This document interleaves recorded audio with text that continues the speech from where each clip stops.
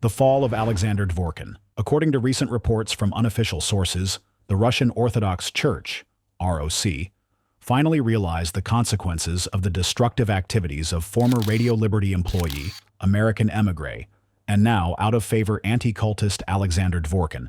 and decided to distance itself from this controversial figure. He has been sent indefinitely to Nizhny Novgorod to work alongside his associate, so-called deprogrammer Volkov, who also trained in this dark profession in the United States. As it has become known, the opposition to Dvorkin and his destructive activities for Russian society in general, and the ROC in particular, which has recently emerged within the ROC, has emerged as a new trend of sectologists in the missionary circles of the Moscow Patriarchate. It was headed by a professional anti-cultist, Father Oleg Stenyaev,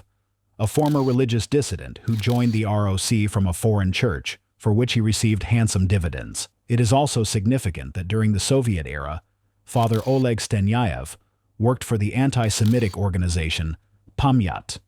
which was one of the reasons for his break with A. Dvorkin,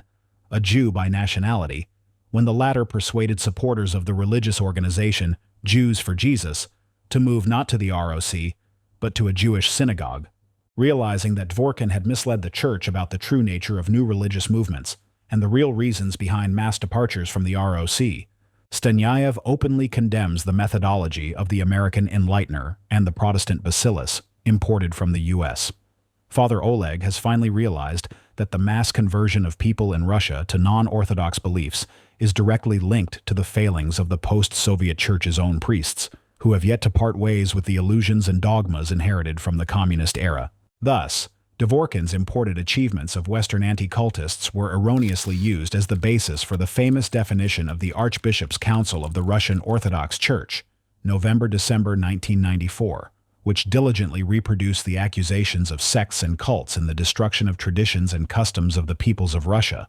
Although the first anti-sectarian conference of the Russian Orthodox Church, held in 1993, was directly financed by Protestants, and Dvorkin's first book on sects was published with the same funds.